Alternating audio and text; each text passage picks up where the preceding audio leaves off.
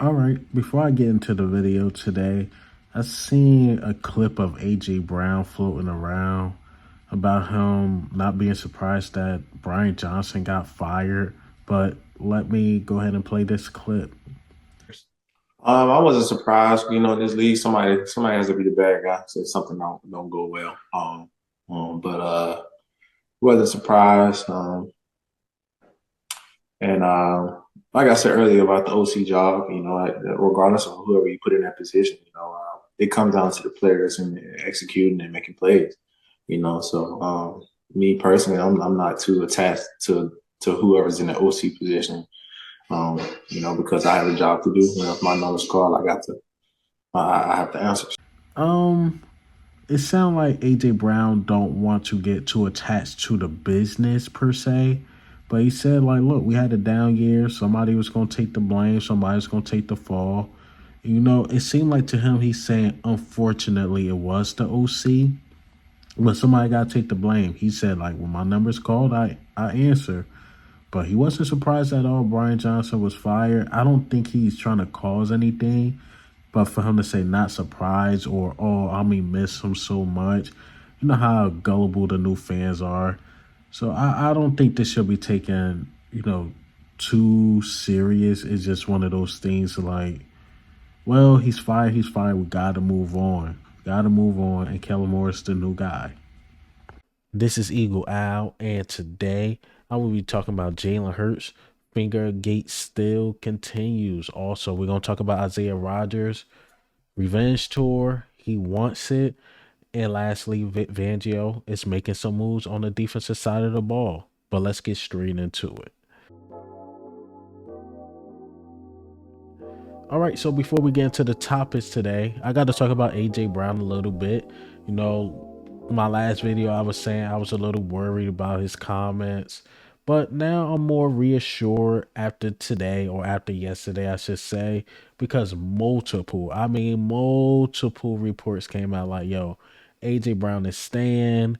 Even the guy at WIP or Howard Easkin, I believe that's his name, he even put out a long tweet stating that WIP is on some BS. He said it, and a lot of Eagles fans not even a fan of this media guy Howard. Like he like, yo, I never heard no AJ Brown being traded. It was some beat reporter from Denver like, yo, we ain't hear no AJ Brown being traded. Like he's not getting traded. His contract just kicked in, and he's a top five receiver in the league. It's been a while since we had a top five receiver in the league. It's been a little while, man. Look, Eagles fans that don't like AJ Brown, just watch some tape before AJ Brown came. After 2017 and Alshon Jeffries was on a complete decline, watch some tape. Watch JJ Whiteside and Jalen Rager and these other dudes, and let me know if we should trade them. Let's watch Devontae Smith rookie year where he had Quiz as his number two. Let's really watch some tape on the Eagles on our wide receiver core. Now that tight ends was Zach Ertz. Let's watch how wide receiver core. Remember, what Carson Wentz threw over 4,000 yards, but then have a receiver over 500 yards. You want to go back to that? Hell to the no. So shut your mouth, AJ Brown. Let him do him, please. Just let him do him.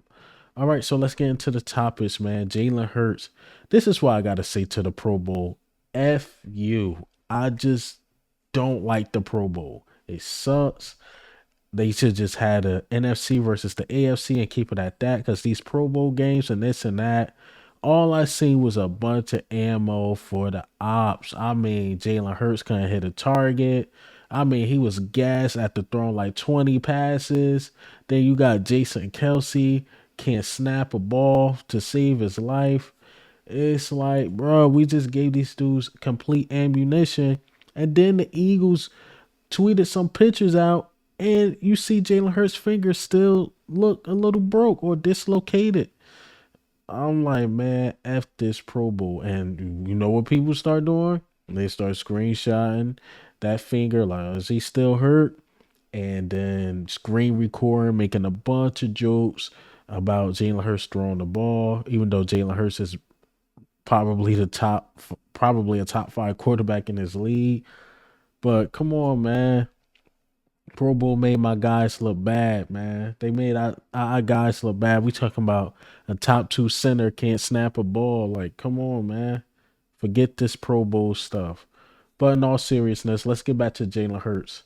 His finger, um, I don't know what to say about it, if it's still hurt or not. But I'm pretty sure by the time September come back around, he'll be fine. But when I seen it, I'm like, man, it just made me more mad at the coaching staff because it happened in a meaningless game. I mean, even if you let Jalen Hurts play, you see how the first quarter was going. Like it just wasn't working. We couldn't stop the blitz for nothing. Then, he got to go against the Buccaneers. Can't stop the blitz. He took multiple hits, and it's like, oh man, Jalen Hurts. These past couple weeks have been bad for him. And then hurt his hand in the process. Then AJ Brown get hurt in the process. The way the season ended was just something else, man. It was something else. But do I believe his finger still hurt? I think it is. I think it's still hurt, but he's just doing his due diligence. Last year because we was in a better position, he didn't get a chance to do the Pro Bowl, but this year he get that chance, and hopefully he's having fun.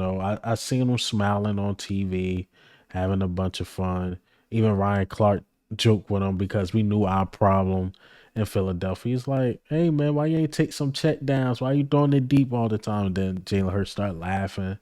You know how the season went. We ain't really take check downs. We wanted the big explosive play. But in all seriousness, it looked like they all just having fun, joking around. I seen a dodgeball thing. But getting back to Jalen Hurts' finger, do I believe it's still hurt? Possibly yes. Possibly yes.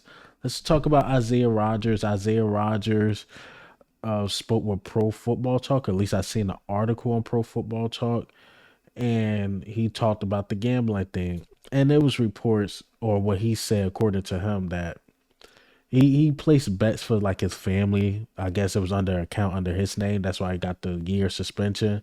Like $25, $50 bets. It wasn't nothing egregious. And he got suspended for the whole year.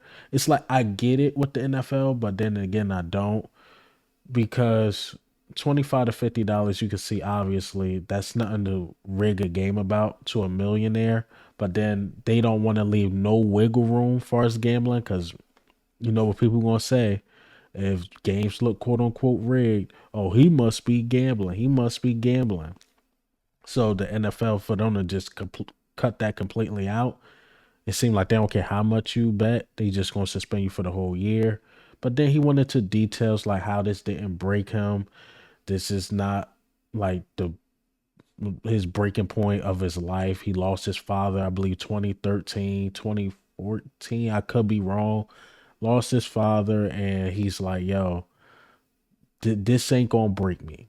Like, this ain't gonna break me. So it sounds like he's coming out for revenge, because I believe in his eyes, he looked like I was wrongfully suspended for the whole year. And the Colts basically gave up on him. Eagles picked him up. I believe a lot of people think he's gonna go to the nickel. I believe he take James Bradbury's spot, but we will see. We will see. But I think he's going to have one of those outside corner spots. I think he's going to be a gem on special teams for sure. He's going to be a gem outside corner. I think we stole one. Running 4.28. Yeah, we stole one. So Isaiah Rodgers, keep that same energy. And I'm saying that in a positive way. Keep that same energy. Because next thing you know, it's going to be the OTAs, then the training camps. Get that spot, man. I want you to get that number two spot or number one spot. We don't know what's going on with Slay and Bradbury. But I think he's like the third best corner on our team. Of course, I love the Eli Ricks. I like what Keely Ringo is going to become. But I'm telling you, this guy's different, man. He's different in a good way. All right, so let's get into the last topic of the day. Vic Fangio making some shakeups, as we all know. Well, we probably don't know. Carl Scott, the guy I was high on, he decided to stay in Seattle. He was going to come here and be the senior defense assistant, because his development of the cornerback position, my sentiment of him stays the same. I mean, developing Devin Witherspoon, the Kobe Bryant, Tariq Woolen. He developed some guys, and then the vets really like him. So he spoke to the head coach. The head coach want to keep him. Hey, if you can stay in your hometown, not move to a whole nother coast, I guess go ahead and do it. But Vic Fangio had to come up with something, and he grabbed this guy from Miami, Joe Casper, safety coach. So he's going to come over here and be the safety coach for us. The Joe Casper guy, don't know too much about him. I'm here. He's a young hot shot. He's going to be one of those young dudes that possibly get a defensive coordinator position really fast. So yeah, hopefully you work out. Hopefully you work out, and he's really that guy because we got names at safety. I believe Sidney Brown could be something once healthy. We got Kevin Byard. I believe he restructured and he's going to stay in Philly. Then Reed Blankenship showed, a ton of potential. Let's see if we could bring that out of him. And maybe we get some guys. Three safeties ain't it. I think Justin Evans is done. A lot of people not even mention him, but he's still on the roster. And yeah, let's see what the Joe Casper guy got. But hey, man, what do you think and how do you feel about the news today? The AJ Brown, Jalen Hurts, Vic Fangio, Isaiah Rodgers. But this is Eagle Al, man. I'm a,